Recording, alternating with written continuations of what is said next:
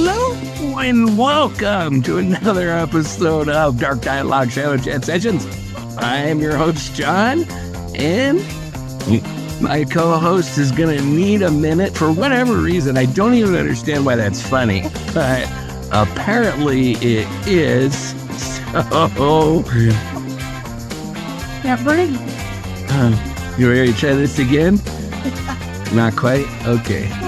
I'm your host, John, and this is the story where we talk about strange shit, weird shit, dipshits, all the shits, and we just kind of have a fun time, and it's just a bunch of crap that doesn't really matter, but it sure is fun. So, we hope that you listeners have as much fun as we do, because I really enjoy this freaking show, honestly. So, anyway, with that, are you ready to get started on tonight's show?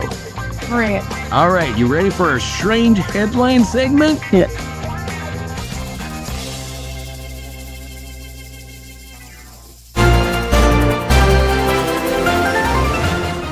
Billboard hacked to show cat videos for 6 hours on an LA freeway. Brilliant. A digital billboard overlooking the 405 freeway in Los Angeles was hacked and streamed nonstop cat videos for 6 straight hours before technicians regained control. Commuters in Los Angeles were treated to an unexpected reprieve from the usual barrage of luxury car ads and personal injury lawyers when a massive billboard began looping endless cat compilations. Dashcam videos showed surprised drivers slowing down to record the spectacle, from cats knocking cups off tables to the classic keyboard cat revival. Authorities confirmed the digital board's remote access system had been compromised, likely through weak default credentials. The hacker has not yet been identified, but locals have dubbed the incident Purgate. The marketing company responsible has since changed all their passwords, presumably to something other than admin123. My take? You know what? For 6 hours, Los Angeles was actually peaceful. Traffic still sucked, but at least everyone was smiling at cats instead of rage texting about gas prices. Somewhere, a hacker just wanted to remind us all that the internet was supposed to be about joy, not cryptocurrency scams or influencer apologies. So, do you think that the hacker did more for public's morale than most billboards do all year? I think so. I think so too. They changed it.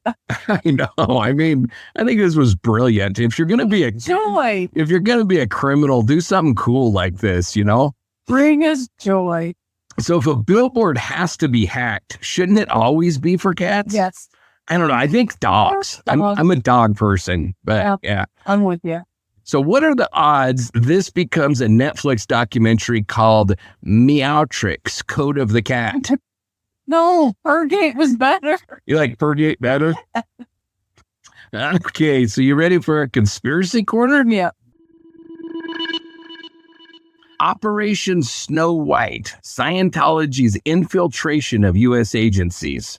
In the 1970s, Scientology carried out the largest known infiltration of the U.S. government, planting spies in federal offices to steal and destroy documents critical of the church. Operation Snow White began in the mid-1970s under the direction of the Church of Scientology's Guardian Office, headed by Mary Sue Hubbard, wife of founder L. Ron Hubbard. Over 5,000 operatives infiltrated over 100 U.S. agencies, including the IRS, FBI, and Department of Justice. Their mission? To cleanse public records of negative information about Scientology and its leader. Agents stole government documents, forged IDs, and bugged offices. The operation unraveled when 2 agents were caught inside a federal building, leading to the conviction of 11 high-ranking members, including Mary Sue. The scandal remains one of the boldest examples of organized espionage by a non-state actor in U.S. history. My take? Imagine being the FBI and realizing the people stealing your files weren't Russians, just a bunch of self-help zealots with a typewriter. Operation Snow White proves two things. One, cults really commit to their side quests, and two, nobody guards their filing cabinet as well as they think they do. So, how awkward do you think the job interviews were for Scientology spies applying to the IRS? Not at all. None at all, no? No. I mean, if I offend any Scientologists out there, I'm sorry, but that is a whacked freaking religion. L. Ron Hubbard was out of his freaking mind. And I'm telling you what, man, that religion is creepy as shit. There's a lot of creepy stories coming out. Of course, I don't think any of our listeners would be Scientologists because it's only like the elite of the elite. I mean, you have to have a freaking huge ass bank account to even be invited in. You got to be Tom Cruise or Nicole Kidman or one of them freaking people. Yeah. And don't they, I don't even begin to understand it, but aren't there levels of like wiping you clean? Oh, yeah. It's and they wouldn't be listening to podcasts. No, we're the devil. Yeah. Would this entire operation have fallen apart in 5 minutes if TikTok existed back then? Yes, 100%. You know, I don't know, because Scientology is... do some things. Yeah, but Scientology is so secretive. And I mean, it operates like a cult, whether you believe it is or don't believe it is. That is how it operates. And they have unbelievable control of their members. I mean, some have come out, like Leah Remy. She come out and she's spoken against it quite extensively. But for the most part, people's lips are sealed when it comes to that freaking religion or whatever it is. So if you could rename Operation Snow White, what fairy tale code name would you pick? My vote, Operation Dwarfed Ethics. I can't do better than that. No, that's what we're going with? Yes, I succumb to you. Yeah. Okay. You ready for the Reddit rabbit hole? Yeah.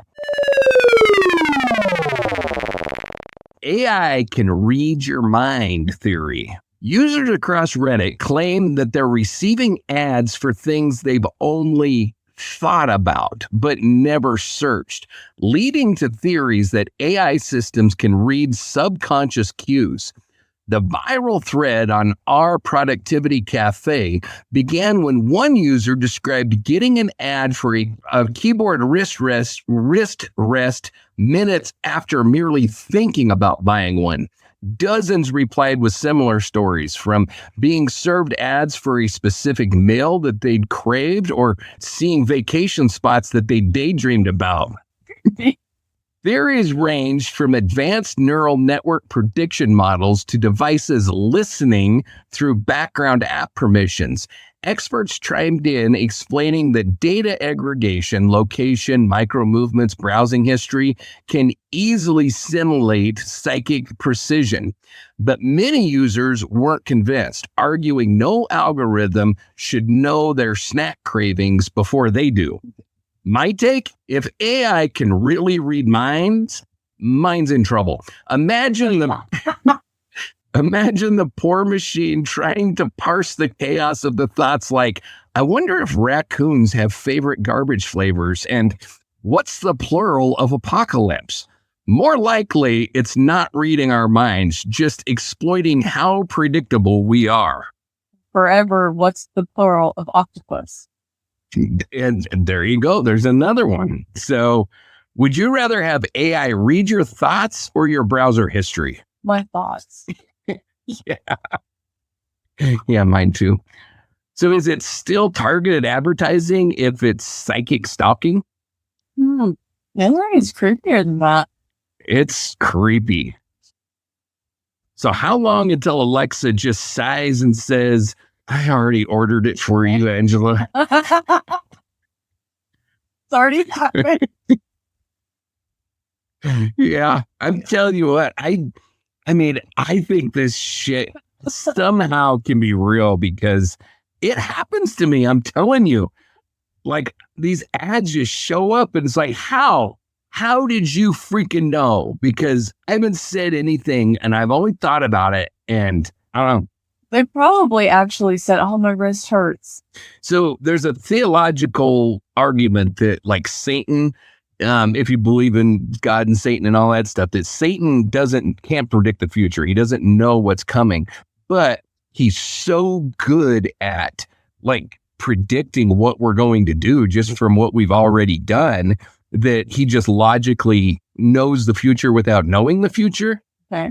That could easily be something AI could do. I mean, Right? if you can compile all this information that fast and process it and everything, it's not that hard to be like, okay, so yesterday John was searching up a new computer, and so today he's likely going to be searching up something to go with it. Whatever, I don't know.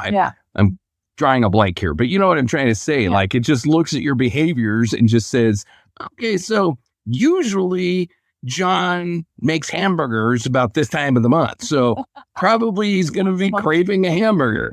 I don't know. I'm just spitballing here, but all right, you ready for the Dipshit's Diary? Sure.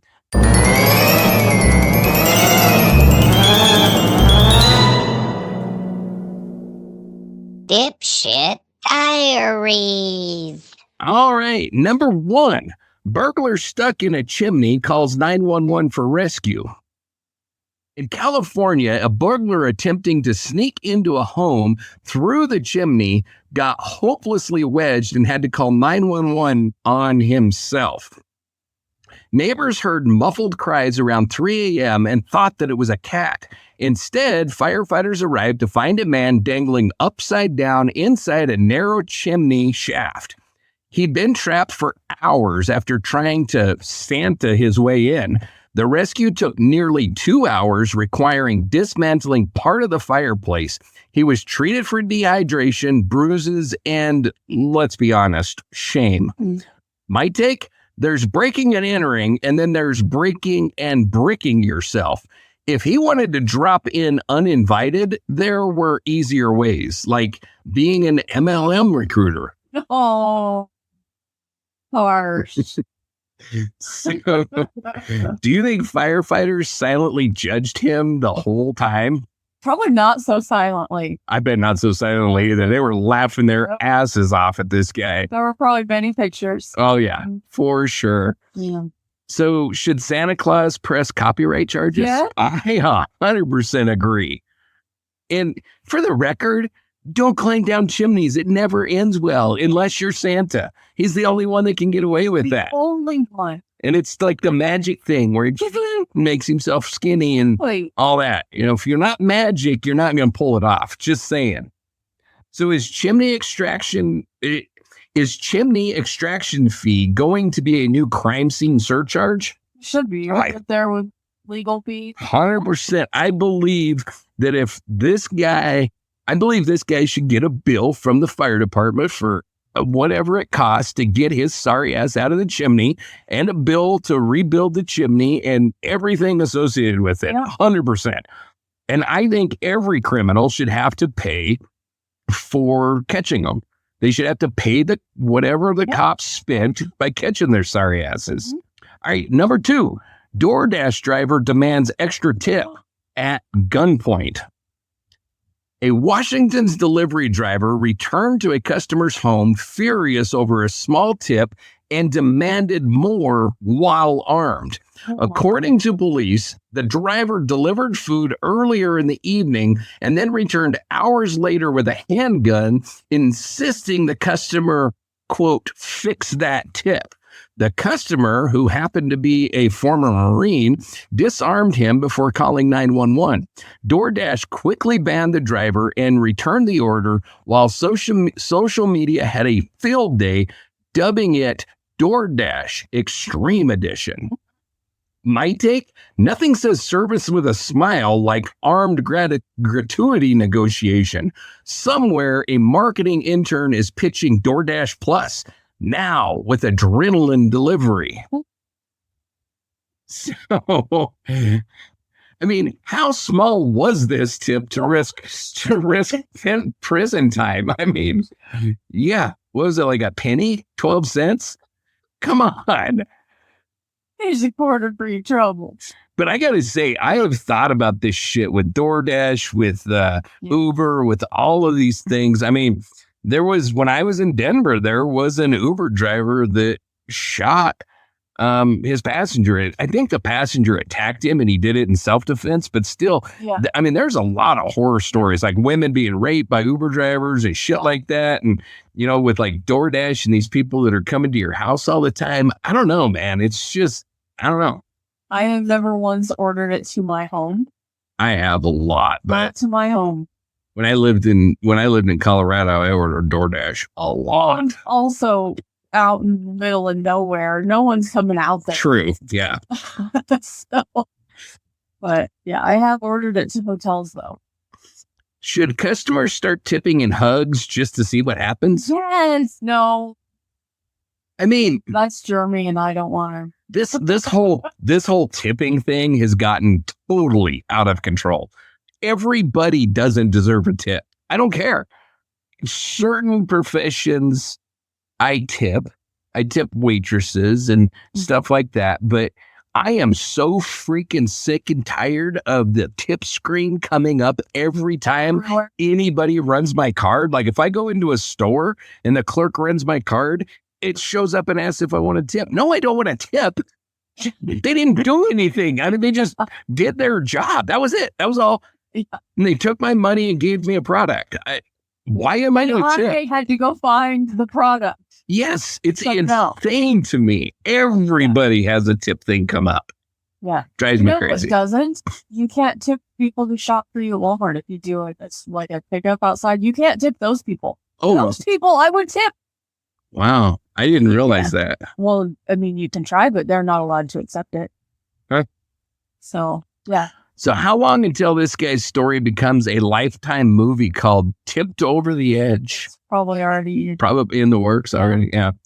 Probably already in casting. Yo, I'm sure you're probably right. Dipshit Diary number 3. Florida teen fakes his own abduction, shoots himself in a hoax. A 17-year-old in Florida staged a fake kidnapping, even wounding himself to make it look real. After the teen's family reported him missing, police found him hours later with a superficial gunshot wound. He admitted to fabricating the entire abduction to gain attention from an ex-girlfriend. The teen now faces charges for filing false reports and unlawful discharge of a firearm. Authorities say that he's lucky to be alive, and even luckier his ex didn't text him back during the hoax. My take? Young love. Nothing says, please take me back, like a self-inflicted gunshot wound and a felony record. Romeo had a balcony. This guy had bad aim. So, is emotional damage now an official Florida export?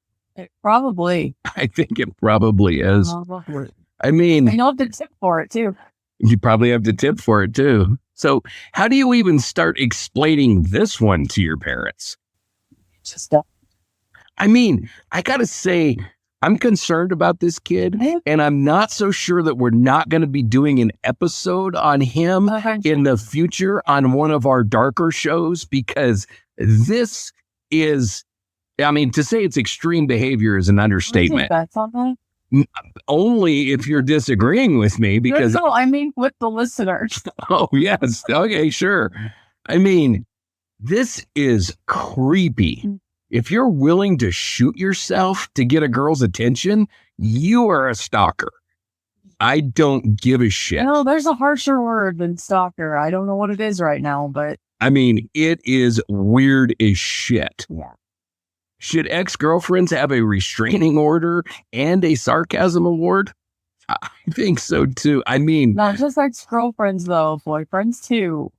This was 100%. Not a gender 100% specific thing. But yeah, this girl probably needs to think of a restraining order at this point. Mm-hmm. This kid is a lunatic. Period. Oh. Okay, you ready for the weird shit section?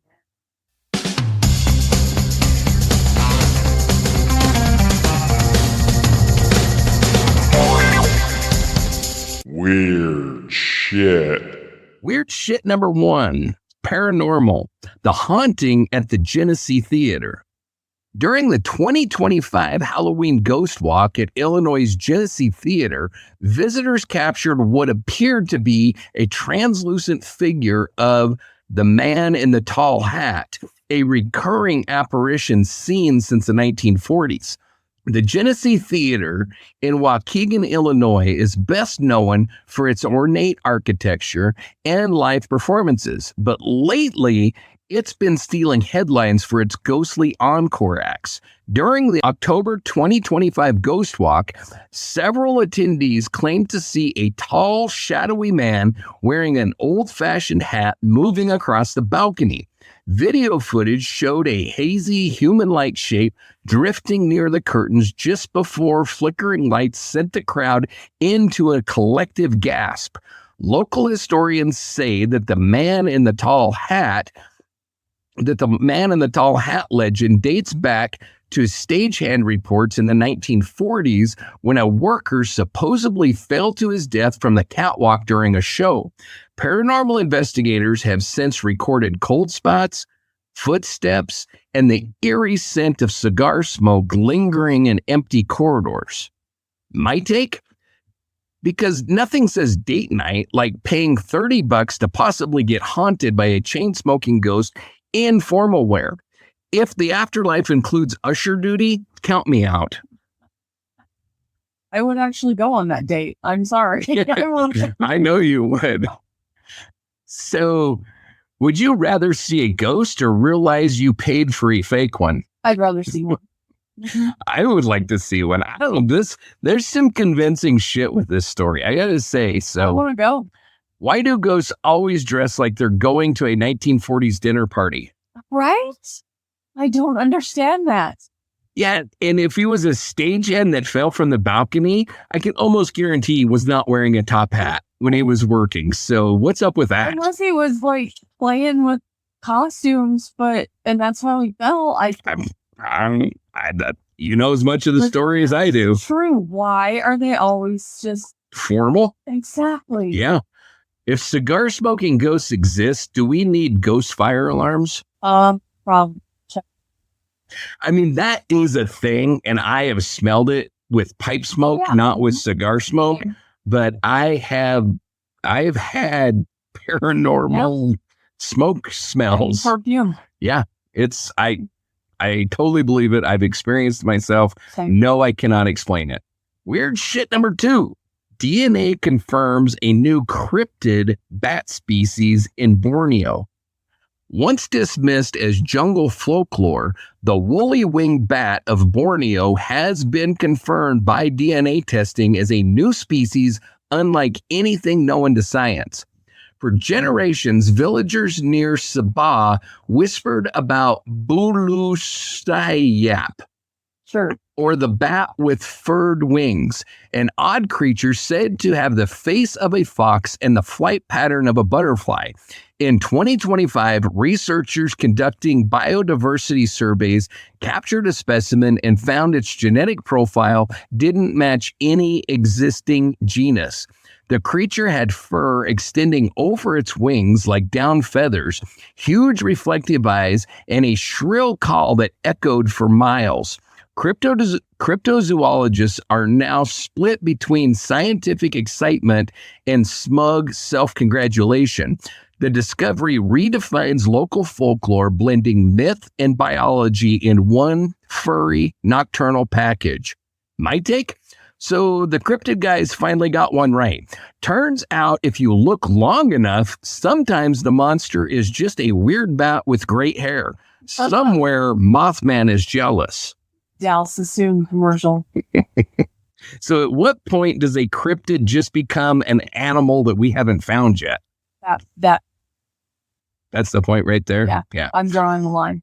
And it's like I've said a million times, like I totally believe there's all kinds of creatures out there that we haven't seen yet. Totally. I just don't believe that they live in Oregon.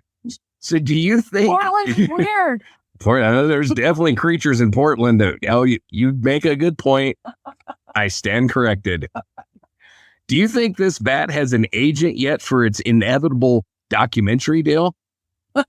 But there's people trying to find it. You better damn well believe there is.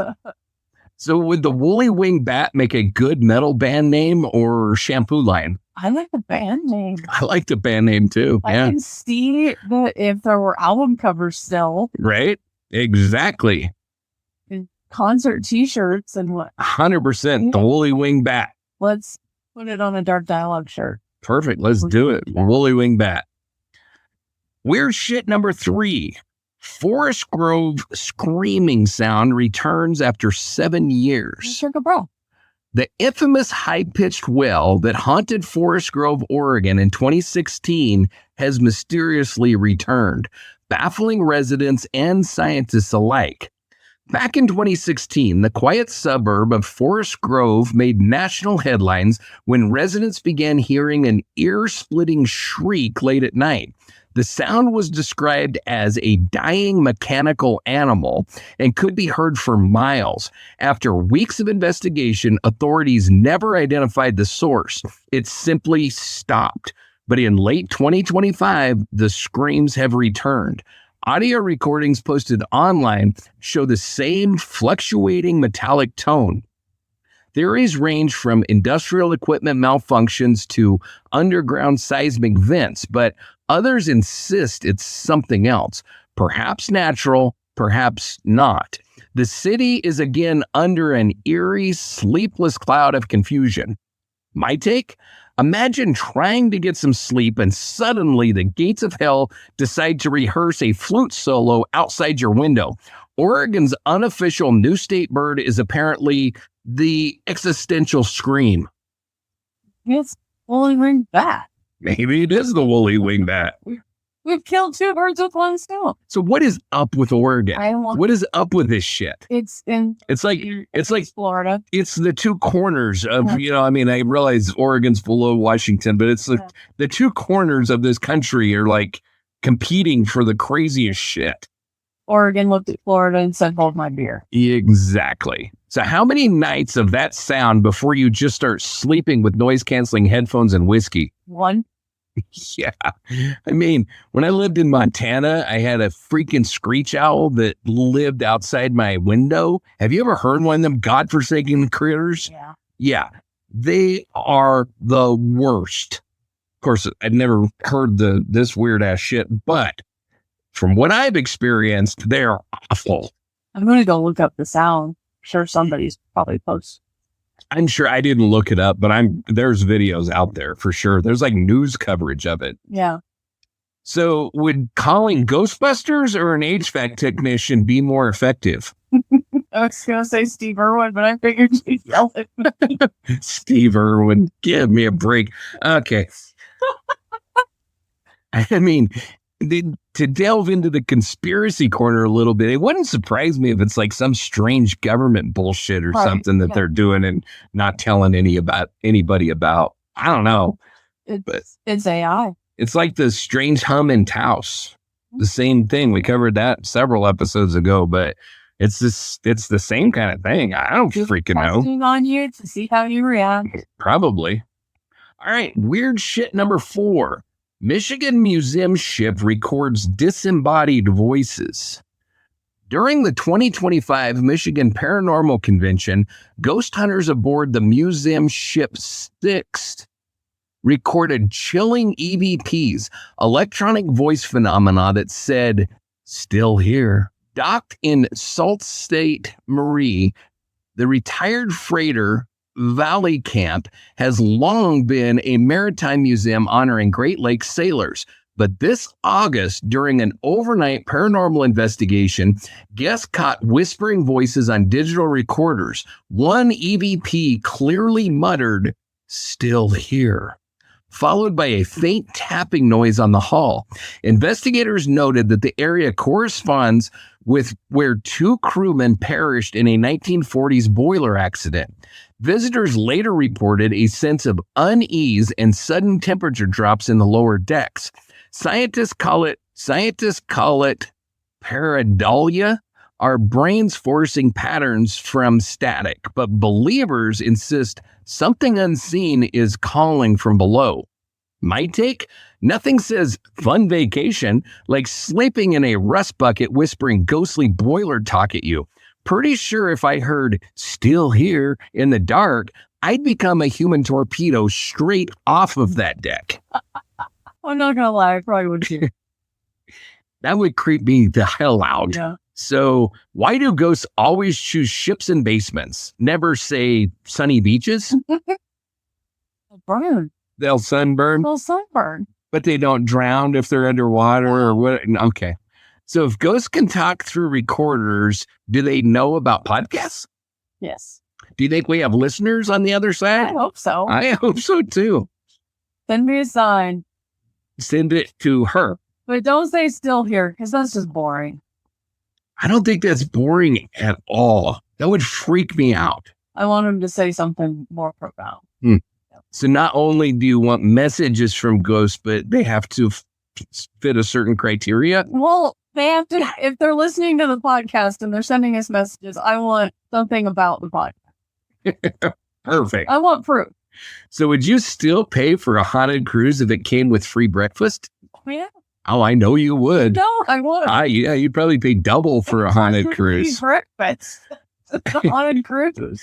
I'm there. I mean, I would definitely check this out. The one thing that bothers me is it's paranormal investigators, and I always approach them with a little bit of trepidation because they have something to gain from this for sure. I never know what to believe and what not to believe. I don't. Let me go. You don't what? I don't have anything to gain. Let's go. Yeah. I mean, something like that would be more believable, but like, have you ever downloaded like one of those EVP app things? Mm-hmm. And they're phony as shit. Yeah. Because you do it and then it always catches something. Yeah. And it's like, oh, this is such bullshit. Yeah. And so it can easily be faked. I never know what to believe. And AI is making it worse. Oh, AI is making it way worse. So much. Yeah. An interesting thing came up on the news, and I wasn't able to watch it. I could just see the headline, but it was something along the lines of like a real problem that we're coming up with is if you confess to AI, is it admissible in court? Oh. Right? Oh. Just an interesting thought experiment for you there. I didn't come up with it. It was on Newsmax, but I thought that was rather an interesting conundrum that we might be facing before long. Weird shit number 5. Australian Min lights chase motorists again. Again. The mysterious glowing orbs known as the Min lights have reappeared in outback Queensland, reportedly following cars before vanishing into the desert night. For over a century, Australians traveling through the Channel Country region have reported spectral balls of light appearing along deserted roads. The orbs hover, dart, and sometimes chase vehicles for miles before blinking out. In 2025, new footage from dash cams reignited debate over 2 glowing spheres, followed by a pair of truckers near Bolia. Indigenous lore describes the Min as spirits of the dead guiding or warning travelers. Skeptics suggest atmospheric reflections, ball lightning, or mirage caused by temperature inversions. Whatever the case, the footage shows orbs moving independently, defying logical patterns, and spooking everyone involved. My take? Australia already has spiders the size of dinner plates, snakes that fly, and kangaroos that can beat up a marine. Apparently, glowing death balls were the missing piece. That was the last straw. That was the last straw. That was the last straw. And I'm actually upset with you because that's exactly the thing I was thinking is they have huge spiders. Yes. They worried about life. Well, then the snakes, I'm way more scared of snakes than spiders. And man, they got like some of the deadliest snakes in the world down there. No. Yeah. Nope. I struggle with Australia. I mean, I think it's an awesome country. I know. I would love to go there, but some of the critters there flat freak me out. I want to go, but I don't want to go in the exact same. I understand. Yeah. Why are mysterious lights never guiding people to Taco Bell instead of to Doom? Because people are all stealing ambulances to go to Taco Bell. This is true. I mean, I don't know what to think about this one. Honestly, I don't. These weird orbs that are caught in the sky. Mm-hmm. I mean, I don't know if it's some kind of extraterrestrial shit. I don't know if it's paranormal. I don't believe it's like ball lightning or something like that. The weird part about this shit is possibly, but not for over a century.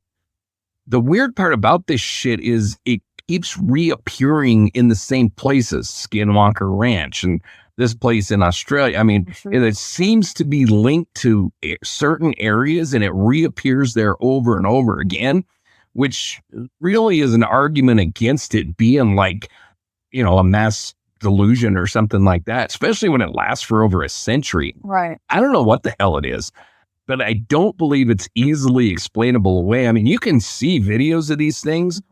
It isn't ball lightning. It's not like light reflecting or none of the bullshit that people say.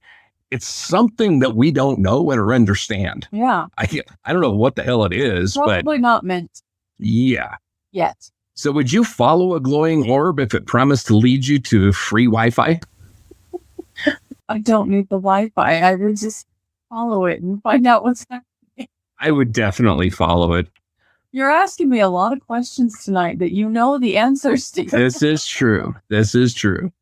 Is it possible Australia just glitched and forgot to load its sky textures? Yeah. Yeah, I think it probably is in the Matrix. Yeah. And Neo was sleeping. Neo was sleeping. Yeah. That's the ball. That's what happens.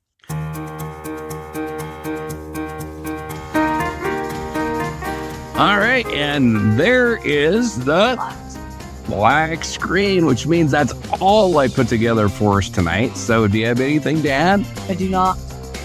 All right, well, listeners, thank you for joining us for another freaking creepy and crazy and weird episode of Dark Dialogue Shadow Chat Sessions. We always have a ton of fun with these. We hope you do too.